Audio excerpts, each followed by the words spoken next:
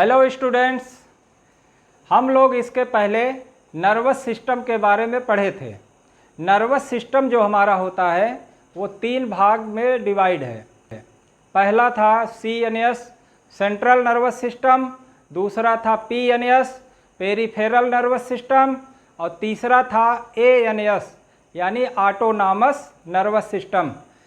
Central nervous system केंद्रीय तंत्रिका तंत्र और पेरिफेरल की हिंदी होती है परिधीय तंत्रिका तंत्र और ऑटोनॉमस नर्वस सिस्टम की हिंदी है स्वायत्त शासी तंत्रिका तंत्र।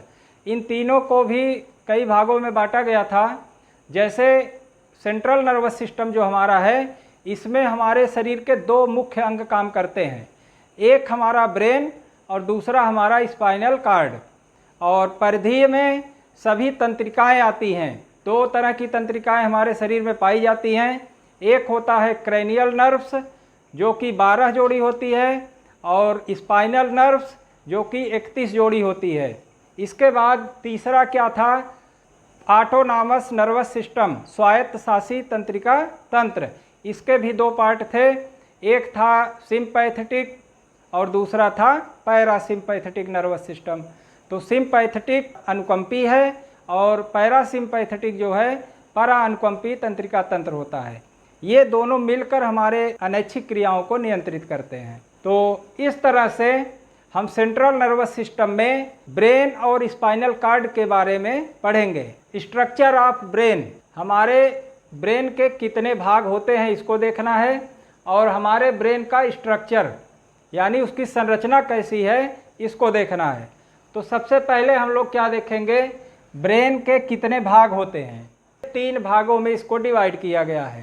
पहला है फोर ब्रेन, ये दूसरा है मिड ब्रेन, तीसरा है हाइंड ब्रेन।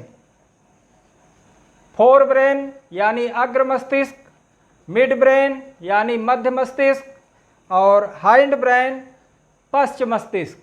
ये 3 भाग हमारे ब्रेन के होते हैं।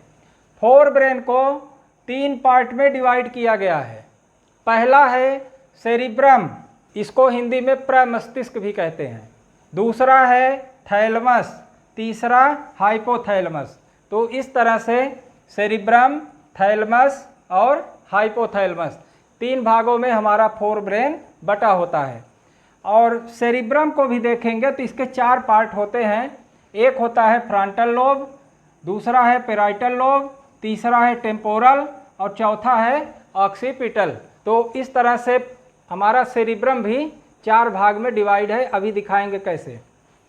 अब दूसरा देखिए मिड ब्रेन, जो कि एक ट्यूब के आकार का केवल होता है, नलिका के आकार का, और हमारे ब्रेन के बीच में स्थित होता है। और तीसरा देखेंगे हाइंड ब्रेन यानी पश्च मस्तिष्क। यह 3 भाग में यह भी डिवाइड है। पहला है पोन्स, दूसरा है सेरिबेलम और तीसरा है मेडुला ऑब्लंगेटा। पोन्स, सेरिबेलम और मेडुला ऑब्लंगेटा। इस तरह से हमारा ब्रेन कई भागों में डिवाइड हुआ है। ब्रेन की जब संरचना देखी जाती है तो इसमें देखिए हमारा जो फोर ब्रेन है यानी अग्र मस्तिष्क, ये सबसे बड़ा भाग होता है अग्र मस्तिष्क में। और अग्र मस्तिष्क में भी जो सेरिब्रम होता है, सेरिब्रम सबसे बड़ा पूरे मस्तिष्क में ये पार्ट होता है सेरिब्रम का। सेरिब्रम ये हमारा ऊपर का जो भाग है यही सेरिब्रम है। इसके बाद देखेंगे आप बीच में इधर ये थैलमस है, इसका जो दूसरा पार्ट है थैलमस बीच में है। उसके सीधा नीचे देखेंगे तो हाइपोथैलमस है और हाइपोथैलमस के नीचे पिट्यूटरी ग्लैंड लटकी रहती है। एक गड्ढे की आकृति होती है, उसी में हमारी पीयूष ग्रंथ या पिट्यूटरी ग्लैंड उसी में लटकी रहती है। पीयूष ग्लैंड यानी कि जो मास्टर ऑफ ग्लैंड कही जाती है, यानी सभी ग्रंथियों की मालिक। और इसके पीछे जब हम देखेंगे सीधा इसके पीछे तो एक और ग्लैंड होती है पीनियल बॉडी। पीनियल बॉडी यानी पीनियल काय, जो कि 2 तरह के हार्मोन्स को सिक्रीट करती है। एक है मेलेटोनिन, दूसरा है सेरोटोनिन। मेलेटोनिन का काम क्या है, हमारी त्वचा के कलर को निर्धारित करना। और सेरोटोनिन जो इससे दूसरा हार्मोन स्रावित होता है वह हमारे शरीर के अंदर नींद को नियंत्रित करने का काम करता है। और इसी में देखिए एक और आकृति दिख रही है ये बीच में ट्यूब के आकार की, इसका नाम है कार्पस कैलोसम। एक ऐसी संरचना होती है, इसका काम क्या है अब हम इधर देख लेते हैं। ब्रेन की जब लंबवत संरचना देखेंगे तो बीच में हमको एक दरार दिखती है, यानी जो हमारा ब्रेन है यानी सेरिब्रम, जो उसका सबसे बड़ा पार्ट ऊपर वाला सेरिब्रम है। सेरिब्रम को देखेंगे तो उसमें बीच में एक दरार दिखती है, और यह दरार क्या करती है, हमारे अग्र मस्तिष्क यानी सेरिब्रम वाले भाग को दो भागों में डिवाइड कर देती है। एक होता है राइट हेमिस्फीयर और दूसरा होता है लेफ्ट हेमिस्फीयर, यानी एक दाहिना गोलार्ध और एक होता है बायां गोलार्ध। इन दोनों गोलार्धों को जोड़ने का काम यही करता है कार्पस कैलोसम। तो कार्पस कैलोसम ऐसी संरचना है जो राइट हेमिस्फीयर और लेफ्ट हेमिस्फीयर को जोड़ने का काम करती है। इसके बाद देखिए हमारा मिड ब्रेन हमारा यहीं बीच में है, एक नली के आकार का, ये दिख रहा है आप लोगों को।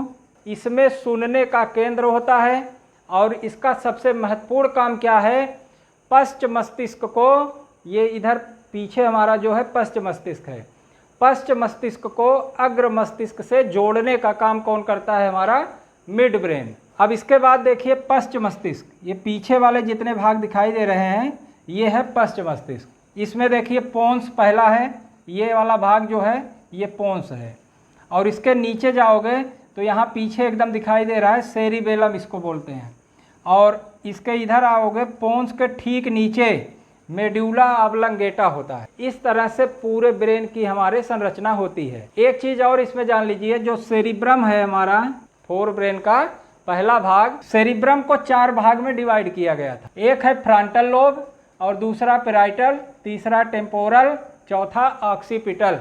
अब इसमें देखिए इसके कहाँ भाग हैं, ये पहला देख लीजिए फ्रंटल, ये वाले जो भाग है दिख रहे हैं आपको, ये फ्रंटल में आएगा।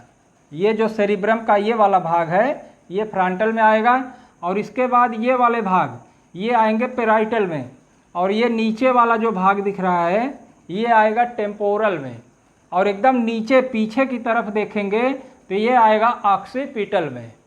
तो इस तरह से हमारा जो सेरिब्रम है वो भी चार भाग में डिवाइड होता है। अब इसमें देखिए बारी बारी से सभी के काम, यानी ब्रेन के जितने भी पार्ट हैं उसके क्या क्या काम है। फोर ब्रेन में इसको तीन भाग में बांटे हैं। तो पहला है सेरिब्रम, मस्तिष्क में सबसे बड़ा भाग होता है सेरिब्रम का। इसके बाद इसके काम जान लीजिए, विचार करना, तर्क करना, सोचना, समझना, याद करना, ये सभी काम किसके होते हैं, सेरिब्रम के। तो इसके बाद थैलमस का काम देखिए। थैलमस जो हमारा होता है ये ठंडा और गर्म, ठंडे गर्म का अनुभव कराता है, और इसके अलावा यह दुख या दर्द का अनुभव भी कराता है। कौन, हमारा थैलमस। इसके बाद तीसरा इसका जो भाग है हाइपोथैलमस। हाइपोथैलमस जो होता है यह भूख, प्यास, निद्रा, और सबसे इम्पॉर्टेंट इसका काम क्या है, हमारे शरीर के तापमान को नियंत्रित करना। भूख, प्यास, निद्रा और हमारे शरीर के तापमान को नियंत्रित करने का काम कौन करता है, हाइपोथैलमस। हाइपोथैलमस का इसके अलावा भी कुछ काम है। यह एक ग्रंथि के रूप में काम करता है, और इस ग्रंथि से या हाइपोथैलमस से नर्वस नामक हार्मोन सिक्रीट होता है, जो कि शरीर की सभी ग्लैंड्स को क्या करता है, नियंत्रित करने का काम करता है। इसके बाद हमारे ब्रेन का जो दूसरा पार्ट है या दूसरा भाग है वो है मिड ब्रेन या मध्य मस्तिष्क, जो कि एक नली के आकार का होता है, और इसी में सुनने का केंद्र होता है। सुनने का केंद्र मिड ब्रेन में हमारे होता है, और इसका सबसे महत्वपूर्ण काम क्या है, हमारा जो पश्च मस्तिष्क होता है यानी हाइंड ब्रेन को ये फोर ब्रेन से जोड़ने का काम करता है। हाइंड ब्रेन को फोर ब्रेन से जोड़ने का काम कौन करता है, हमारा मिड ब्रेन। तो इसके बाद अब देखिए लास्ट में हमारा बचा है हाइंड ब्रेन, और इसके तीन भाग होते हैं, पोन्स, सेरिबेलम और मेड्यूला ऑब्लंगेटा। पोन्स के काम जान लीजिए, इसका महत्वपूर्ण काम क्या क्या है, हमारे चेहरे का एक्सप्रेशन जो होता है वो पोन्स के द्वारा नियंत्रित होता है।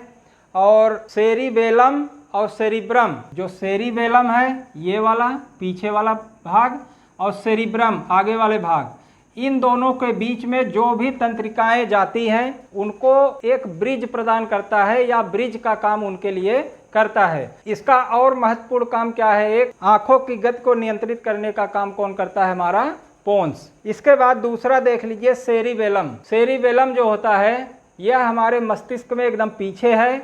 यह जो होता है हमारे शरीर में जितनी भी ऐच्छिक क्रियाएं होती हैं उनको नियंत्रित करता है, जैसे चलना फिरना, उठना बैठना या हाथ और पैर की गति, इन सबको नियंत्रित करने का काम कौन करता है, हमारा सेरिबेलम।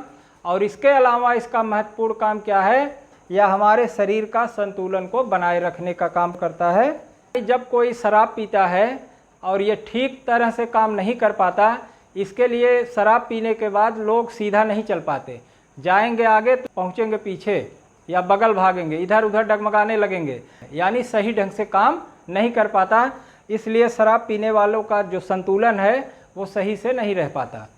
तो इसके बाद तीसरा है मेड्यूला ऑब्लंगेटा। तीसरा कौन सा पार्ट है, हाइंड ब्रेन का मेड्यूला ऑब्लंगेटा।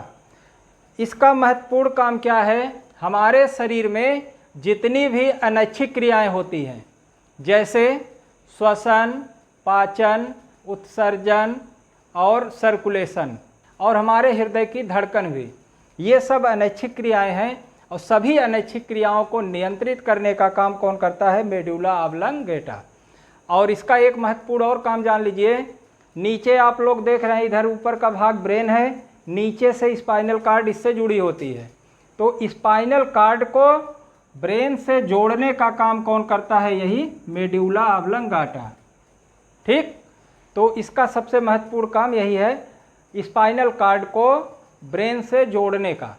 इस तरह से देखेंगे तो ब्रेन की संरचना और इसके जितने भी भाग हैं उसके कार्य हम लोगों ने पढ़ लिया है। अब इसके बाद स्पाइनल कार्ड का जान लीजिए क्या काम है। शरीर में हमारे स्पाइनल कार्ड होती है जो कि रीढ़ की हड्डी के बीच में बंद रहती है या सुरक्षित रहती है। और स्पाइनल कार्ड का सबसे महत्वपूर्ण काम क्या है, शरीर में तंत्रिकाओं का जो जाल होता है वो जाल जाके इन्हीं से जुड़ा होता है। और शरीर में जो भी उद्दीपन की सूचना आती है तंत्रिकाएं पहुंचाती हैं स्पाइनल कार्ड में, और स्पाइनल कार्ड हमारा जाके जुड़ा होता है मस्तिष्क से।